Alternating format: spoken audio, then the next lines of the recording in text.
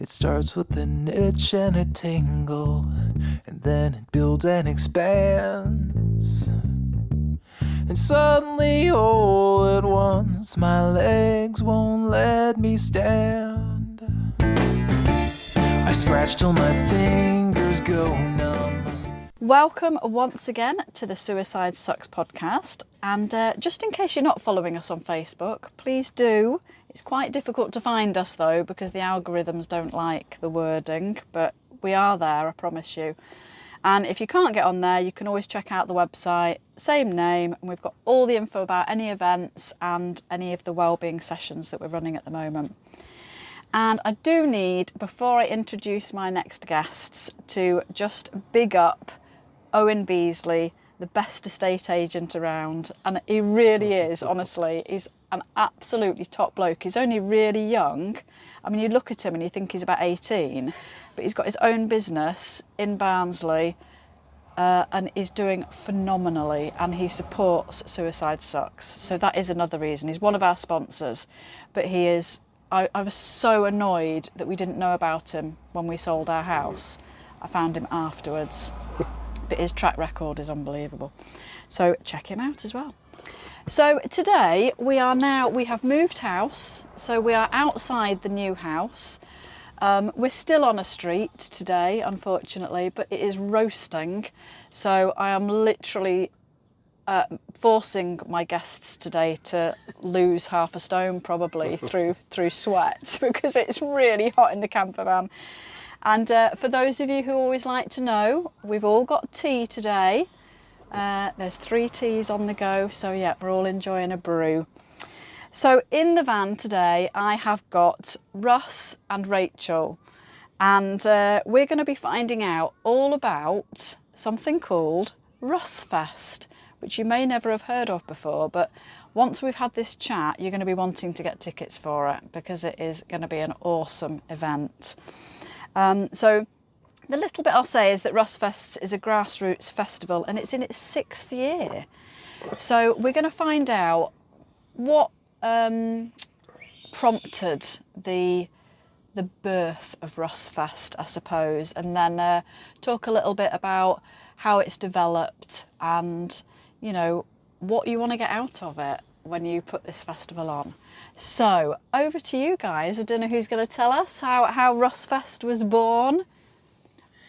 So it was my Russ's first big event party that I had organised for him, because it was his 40th. However, the reason we chose to have like a mini festival of sorts was because it was smack bang in the middle of lockdown. So we had COVID restrictions in place, and we were supposed to be going to festivals, weren't we? Yeah, we had 2 or 3 booked, didn't we? Yeah, but we weren't able to go. And I just had this brainchild of, let's do our own little festival. Perfect. We had some friends who are performers who hadn't been able to perform all over the summer, and so we just decided that we'd go and find a venue. We had to have it outside, Yes. which also went into the idea of it being a festival rather than just a gig or a party. And that's where it started. Its origins were at Dronfield Woodhouse Sports and Social. So big up to them, because they had it the first 2 years. 2 years. Yeah. 3 years. 3 there. It was Did 3 3 years, Oh, yeah. are they disappointed it's not there now? Well, they've moved since. Yeah, the so people, it's, yeah. it's worked out quite well. It kind of just... We then took over the pub that we're in, and so it made sense for it to move with us. Right, So then we could okay. be in full control of everything that was going on with it. Yeah. It made sense. And also, it made sense... I'll come back to that in a second, because when we were planning for the original Russfest, one person was missing off our invite list, wasn't he? Yeah. And it was Russ's and his group's good friend Mark Russell. And Right. we all knew that everyone's getting together, all the lads are going to be there, but he's not. Because unfortunately, in November of the year before, he'd taken his own life. It was a shock to everybody. Kind of knew he had his troubles, didn't you? Yeah.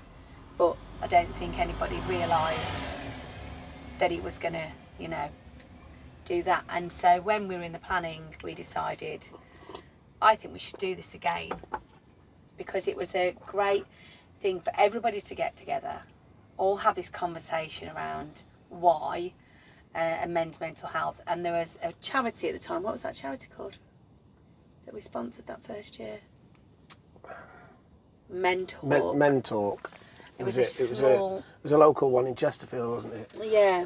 It's since closed down now. I think the bloke who was doing it, he has opened up another one. Yeah. For younger people. What's that called? Snap It. It's called Snap It. That's right. Yeah, and they have like the snap bands with all the information that you need. So it's a brilliant charity. A little charity. Jay, what's his name?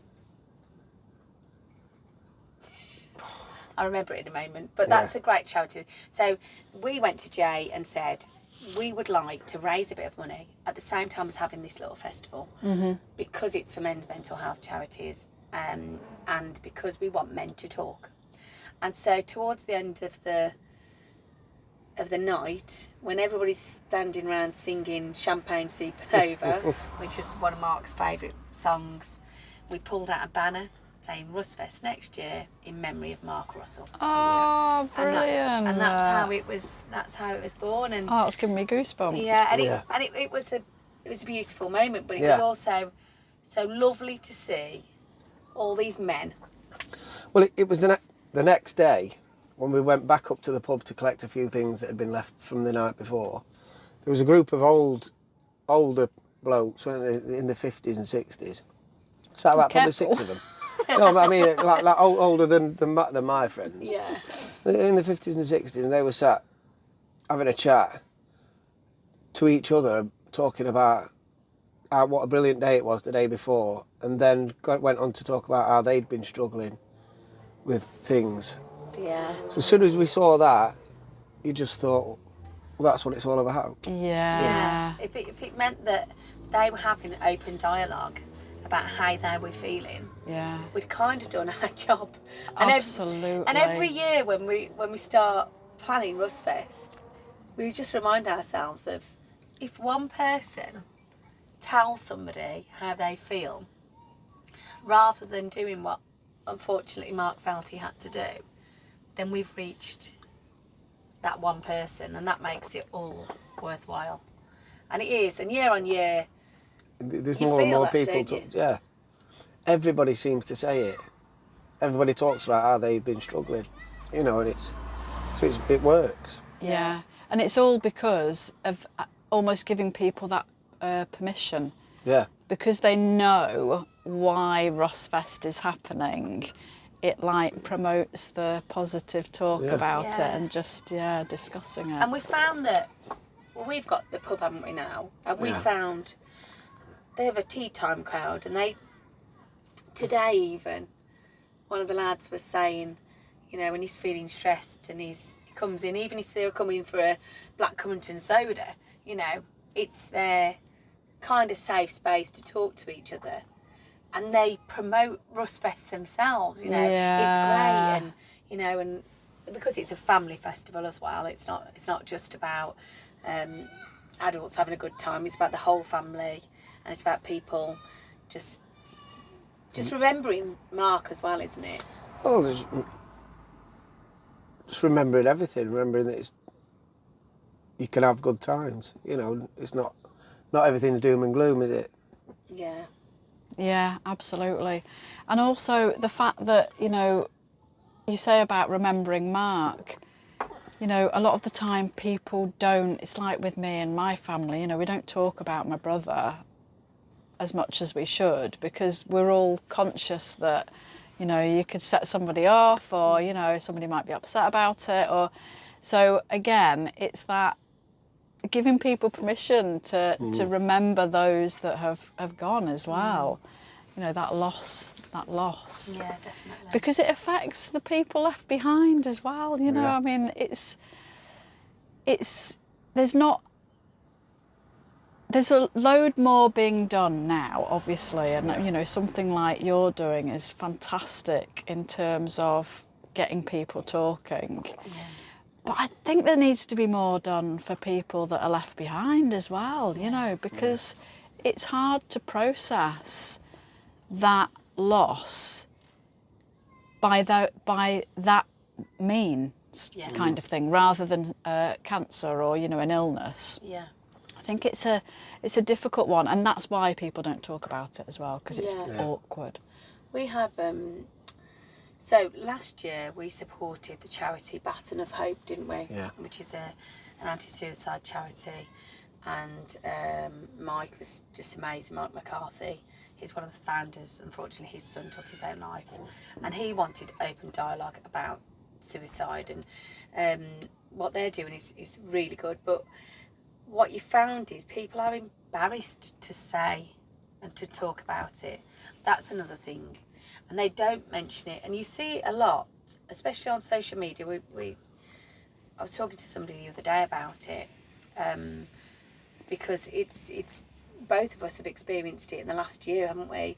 One of my closest friends from school, he took his own life, and we all went down for his funeral and things like that. And we almost found ourselves not wanting to say what had happened. But I just said, we've got to. And, you know, last year, when Baton Hope, they wanted to do an article, and this is the reason I mention them. And I asked Mark's sister to give me, you know, just a few words. And she said, how honest do you want me to be? And I said, well, Mike wants you to be really honest and whatever you're comfortable with. And she said, okay. And she was answering the questions. And one of the questions said, how did you feel? And she said, angry. I felt so angry with him that he couldn't come and speak to me, that he didn't think that he had that. And angry that he'd left us, and angry we couldn't ask him questions, and frustrated.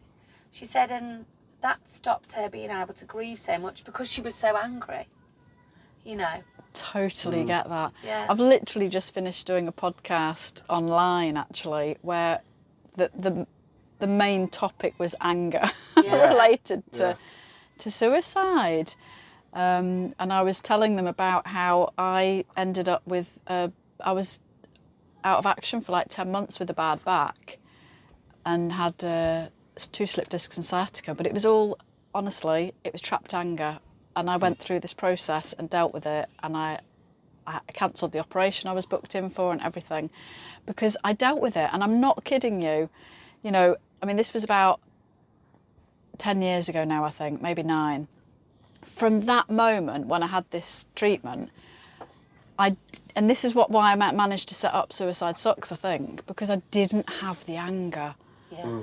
And it's all consuming. It's like a disease that infests you. It's awful, and we need to talk about it. Yeah. Of course. I think that's why she struggled, isn't it? Bless her. Yeah, it's, especially when you see the amount of people, especially with these young people, young men, and you see the amount of people that are at their funerals and wakes and stuff, and you just can't understand it.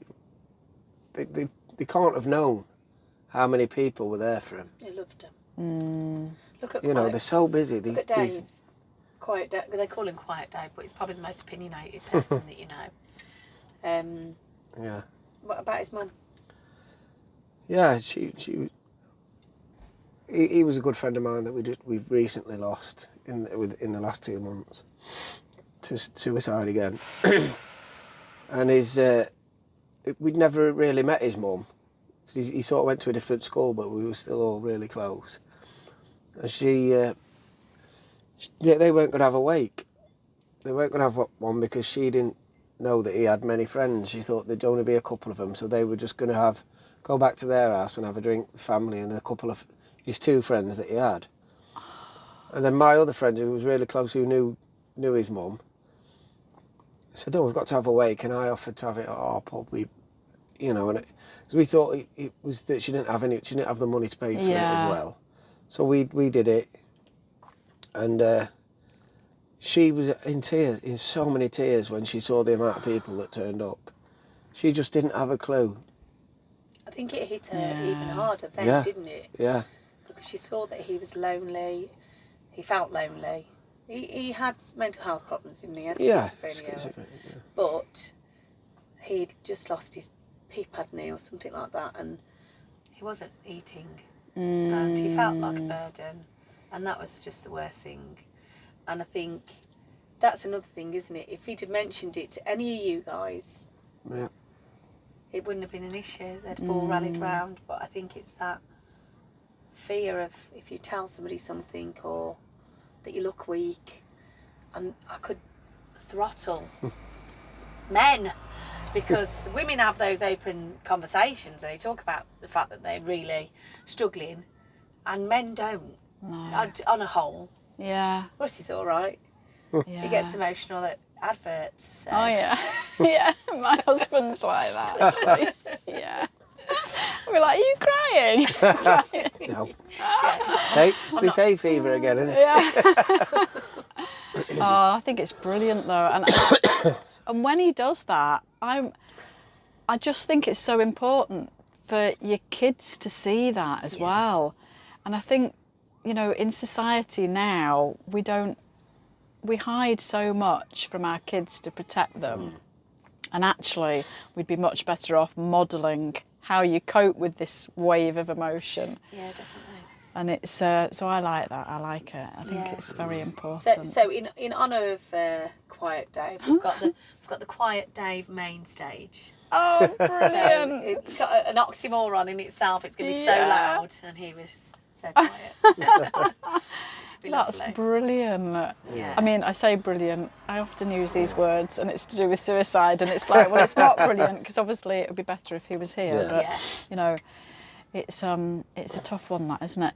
And so with Mark, do you think, you know, I know this is a tough question, but you know, you said that people were kind of aware that he might have been struggling. You know, do you talk? Have you ever had a conversation with your mates about? Yeah. Could you know what happened? You know what? Yeah. All the time. All the Yeah. time. We all feel still that we could have done more. You know, we did for a long time after. You know, there's been times where you'd get that phone call at 2 o'clock in the morning, and you'd think he'd had a drink, and you know he's just. So you think, oh, I'll answer it. I'll ring him back tomorrow. Yeah. And there's been times where you don't answer, and you can't help but just think, I wonder if, you know, but Yeah. can't change that now. But yeah, we talk about it all the time, and we all say to each other now that it'll never happen again. You'll never not answer that phone again. You know, it teaches you to be there a bit more, I think. Yeah. Have you heard about the 8 minutes mate that I keep banging on about? You have, yeah.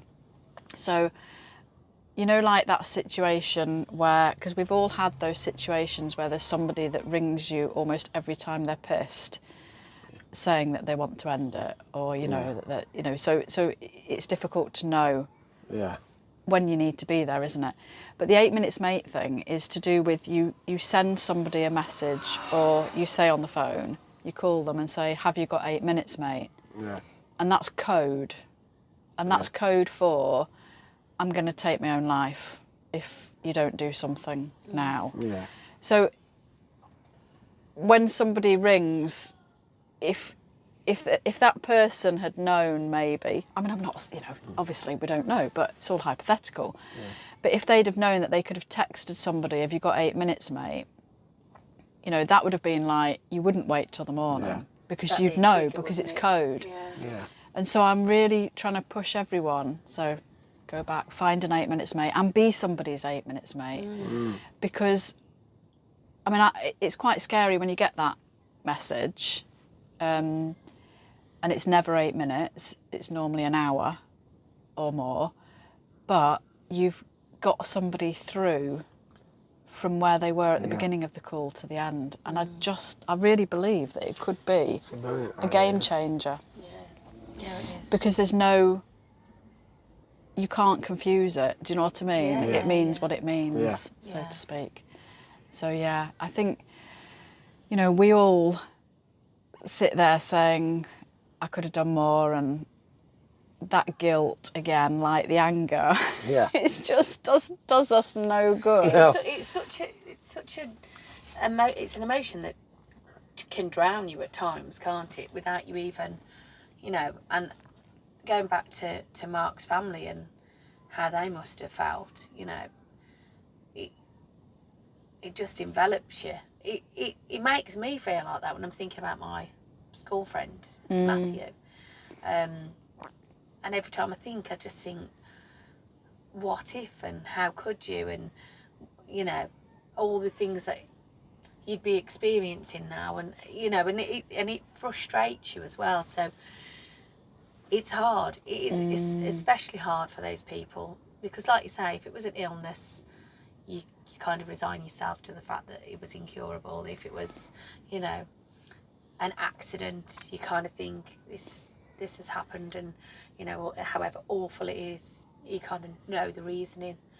But when you got an idea of why, but there's no clear cut understanding of it, it leaves so many questions unanswered. Yeah, and there's nothing else, like, you don't feel guilty if someone dies of cancer, do you? In terms of, I mean, obviously, you don't feel guilty if somebody has an accident. There's no element of guilt, is there? No. So I think that's a tough one for people to deal with. Yeah. So tell us now a little bit about Russfest then. I mean, you know, you've said it's a family festival. You know, how long does it go on for? Is it, you know, I mean, how many can you cater for? Do you ever worry that you're going to like have too many people? We hope Yeah, it'd be nice, wouldn't it? So a fair few hundred. We had it last year where it coincided with the semi-final of the Euros, didn't it? So it was England were playing, weren't they? on the day. So it was the worst possible day to have had it. This year we've made sure it doesn't clash with anything, so we're quite lucky. Because Chesterfield is a great place for events and things, and there's loads of things going on. I mean, there's Gay Pride the week after us, and there's a Sparkle Walk for Ash Gay Hospice the week before. So, you know, some really good events. But we're on the 12th of July, and we start at 12. We've got a young band opening for us, and it's Dads and Lads. Oh, so it's two lads, Yeah. and they're called 21st Century Liability, which I think is an absolutely amazing name. Fantastic. Two lads and the dad, and then we just got such an eclectic day. Loads of different things going on. We finished with a band that has always done it, Luke Wall. He was there for the very first. Right, that's nice. He's the champagne supernova guy at the end, where all the lads get up. And then loads in between. We have food stalls and craft things. And we've got, at the front, is very family, because we've got the bouncy castles and the mud kitchen, the play area and the crafting, you know, everything. Inflatable dartboard. Yeah. Inflatable dartboard. Oh, wow. And a little acoustic stage going on at the same time. Yeah, we have a little acoustic stage at the front of the pub. So really lucky, we've got a lot of land.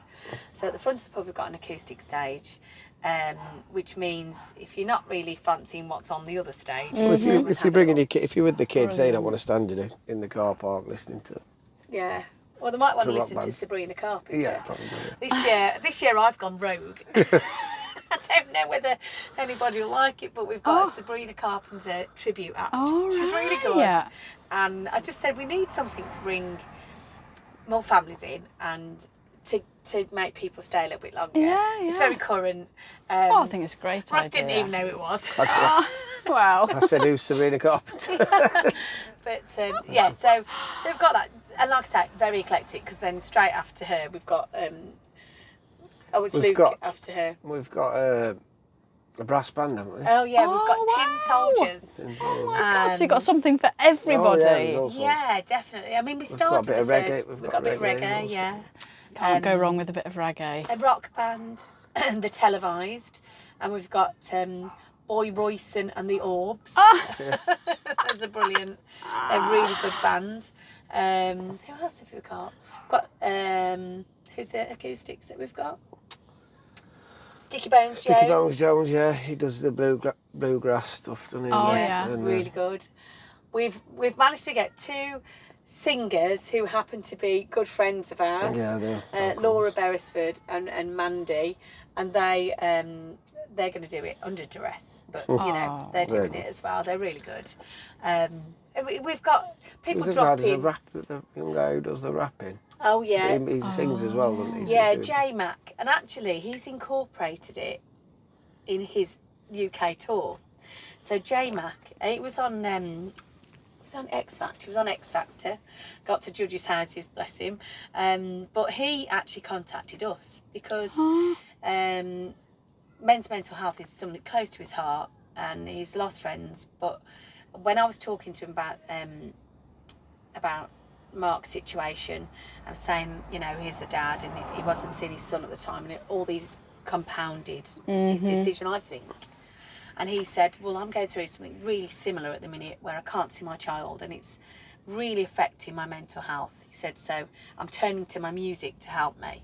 And that hit me because, as I've said, music is it's a universal language.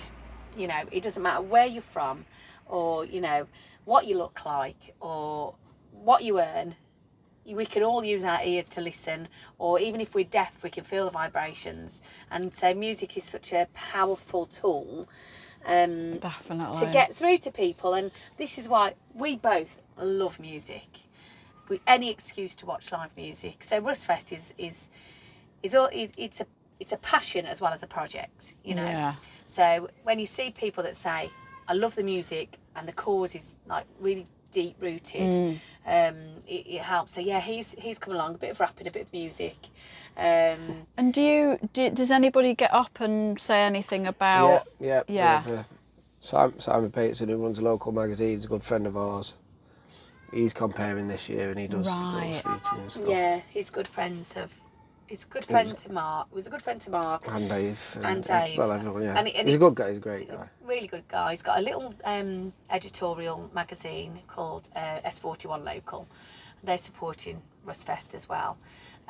He does what he can, but he likes to get up and give his little speech. And he'd sing if he could. yeah. I'm sure he does about four chords on the guitar. Fancies himself as a singer, doesn't he? He does, yeah, bless him. But no, he's great, isn't he?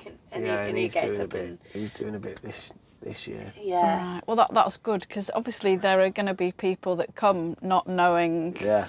Yeah. What? No, he always does a nice little speech somewhere in the middle. Yeah. Chucks a few kind words in. We've got an art installation as well. Because we've got the pub, and I'm a teacher. I'm all for learning and teaching people, and so we're taking on some work experience children, aren't we, this next week? And one of them, Diego, he loves art, and I said to him, well, I'm looking for kind of an art installation for Russfest, something to do with mental health and to do with the people that we're wanting to remember. And we've got a few people to the list. There was a young man called Elliot who unfortunately took his life last year, wasn't it? So we'll have some words about him as well, incorporated into this art piece. So that is also something. And Simon is getting a local artist to come and help as well. Oh, so that'll be really nice. So we're really using our focus this year, hence why I contacted you as well, to make it more about that conversation piece, about that open dialogue, about giving people that conduit almost to make sure that they have that safe space to talk and to remember it. You know, you're looking at your photos in your photo reel, or you're looking at what happened on a TikTok or whatever, and you can go, oh, you remember that? Yeah, somebody said they felt this way. Well, I felt this, and you know, hopefully it's that thread that just keeps on giving. You know, absolutely. And I mean, you're very passionate about it. Have you got something in your head of more plans or different things, or that that is going to expand or develop? Or every year Ray says every single year, Rach says we're going to have it in a field next year somewhere. And it's going to be a 2-dayer next year, and people can camp over and stuff. That's that's the dream, so I think. The dream, whether it be 10, 20, 30 years, the dream is that Russfest is a mindful music festival that incorporates everything to do with positive mental health, that gives people that safe space, but also is such a joyous thing to do. And I love it, and we love it, don't we? Yeah, it's a great day. It's a great thing to plan. It's a great thing to digest and look at and see the things that we can do better and easier. Because there have been times when I've looked and gone, I haven't got a sound technician. It's like 2 weeks before. Luckily we have. But, you know, so we've kind of overcome those hurdles.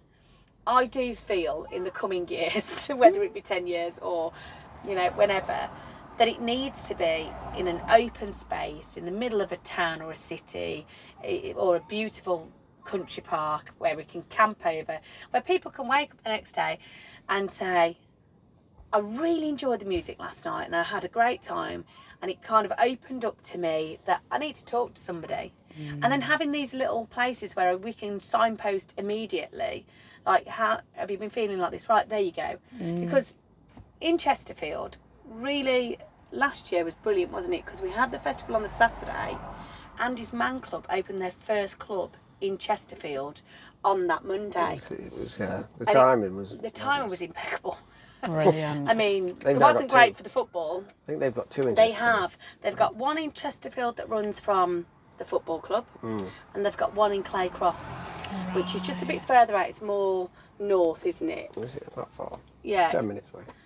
But That's brilliant. It just, I mean, it just is that. So you could already signpost and say, right, Andy's Man Club, it's on Monday, you can go there, you know. We have like leaflets and things around as well, to help people. Baton of Hope is also a good one. But yeah, so that's the dream. Yeah, well, it's a great dream. I love it. It's just the logistics and the red tape for everything as well. I mean, that must be. Well, it's changed this year. You know, is it anything over 100 people, and you've got to have first aiders and security and stuff. You know, so you've got to have a station, first aid station. No, first aid station, a lost children station, a one-way entrance.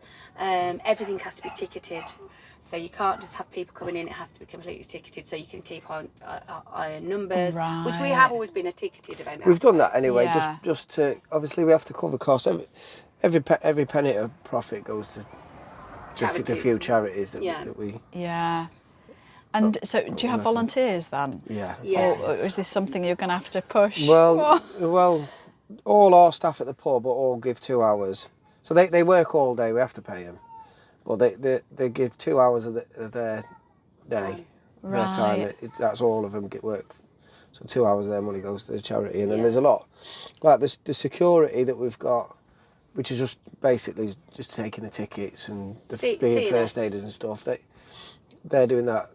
That's for free. Right. You know, we've got locals that come into the pub that have sponsored. Yeah. So that's the thing, though. There's if you ask, they will come. Well, that's it is really like that, isn't it? We are lucky, aren't we? That we're also lucky, and one of the reasons we relocated as well, which I've just remembered, is because Mark came from that area. That's where Mark lived. And so when we had it in Dronfield those first few times, people were like, why have you had it in Dronfield? Yeah. And we had to explain that was the only venue we could get, etc., etc. And we almost felt tied into them for a little while until we got our own pub that we could actually hold it as the venue. But they come even though we don't have it at their place anymore. They come every year. Oh, excellent. That's nice. Yeah. And like so if it's where Mark was from now, are all his family still there? Yes. Yeah. And are they? I'm assuming they're supportive about it, but you never know, because sometimes it's just a reminder. Yeah. And people. I think last year was his 40th birthday, wasn't it? Yeah. No, not last year, the year before, Yeah, the wasn't year it? The year before was his 40th birthday. And so we made it a big thing that it would have been his 40th birthday, and his family came, and it was emotional for them, but she appreciates it. His sister appreciates it. So it's a bit. I don't think she's ever said no to it, has she? No, she loves it. She loves the fact that we're keeping his memory alive. And What she has said is, because we have banners and stuff in Chesterfield and posters up all over the place promoting it, and she said last year that it's really nice when she's driving around Chesterfield and she sees his face, because his face is on it, 'cause it's in memory of. She says it's lovely, and she at first she didn't realise that she would enjoy it, but she says it's just great to see him being remembered all over the place. Actually. That was Yeah. wasn't it? And it's like you were saying at the start, it is all about remembering and, celebrating the times that, you did have that were together and things. I think it's important to remember him for more than just his suicide. Yeah. Definitely, yeah. And I think a lot of people, that's what they focus on. Yeah. But it's more we're targeting it more to be a prevention thing, to get people talking now, rather than all about Mark. And it's more, let's get people talking. Yeah, so that Let's it let doesn't this not happen anymore. happen again. I know exactly. It's taking it off the menu, so to speak. It shouldn't be an option. So okay, so where can people get tickets? How can people find out about it? How much are tickets? They can get tickets from the pub itself. We've had Which loads is? printed off. It's the Home Hall Inn in Chesterfield. They can have a look on Google and go onto our website and send us a request if they wish, or send us a message. All the details are on there. Or they can go into Skiddle. So they go into Skiddle and they type in Russfest Chesterfield. It'll come up. Adult tickets are £10. Children under 6, so it's adults which are 16 plus. Children under 16 are £5, or you can get a family ticket for £25, which is 2 adults and 2 children, and under 2s are free.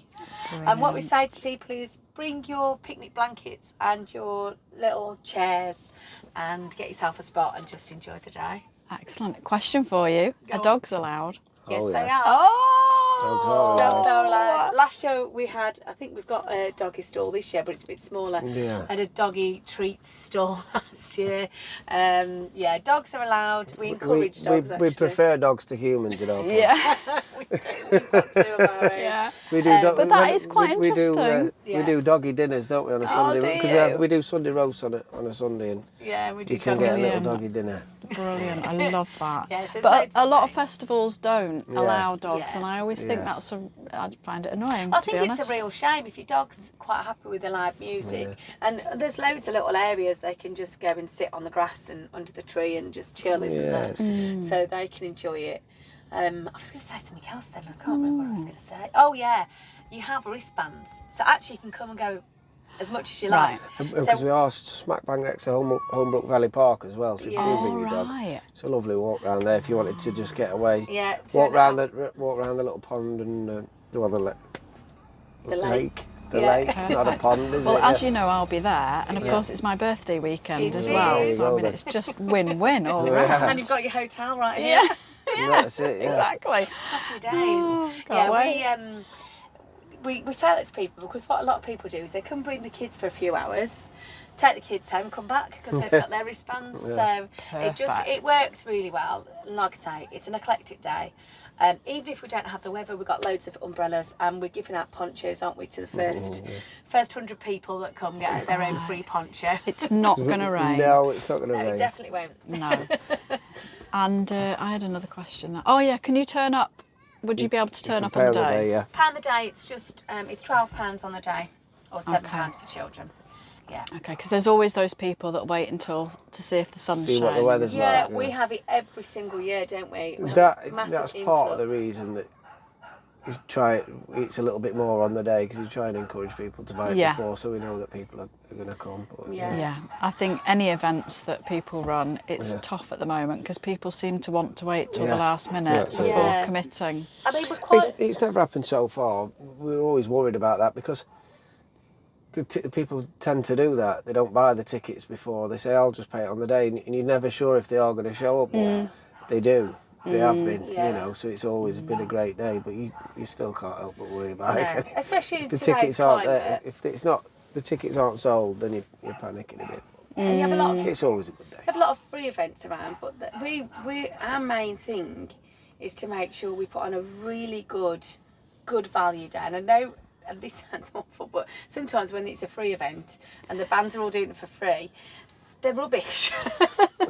But we're really lucky. To be fair, the bands that we've got, most of the bands that we've got do it at a cut price or yeah, well, we feed and water them and we give them their fuel, but they come in from all over the country. I mean, Right. there's Sabrina Carpenter. She's coming from she's doing Manchester, but she's down all the way down south. You know, so it's a lot of travelling. That one year, where did that band come Newcastle. from? Newcastle. Oh my word! They came all the way from Newcastle, and they would only have their train fare, wouldn't they? We said no, to they them, drove. They drove. did they drive? Where were those guys from that caught the train then? Was that Liverpool? Sure. But they've been from, and you're astounded because they contact us Yeah. and say we'd like to play.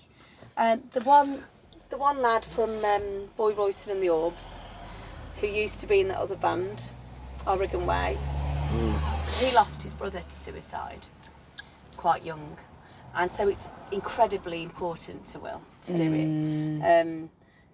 There's not many people now that it's- haven't had some It's rare. experience. Yeah, it's rare for people not to have had it. So hopefully we can continue to be that conversation starter and that, deterrent. Absolutely. And I'm looking forward to it. And I can't wait for 10 years' time when it's in a field. Fingers crossed. It'll be brilliant. Thank you so much for joining me in the Thank camper you. van today. It's been brilliant. Cheers. Thank you. Thank you. It starts with an itch and a tingle, and then it builds and expands. And suddenly, all at once, my legs won't let me stand. I scratch till my fingers go numb.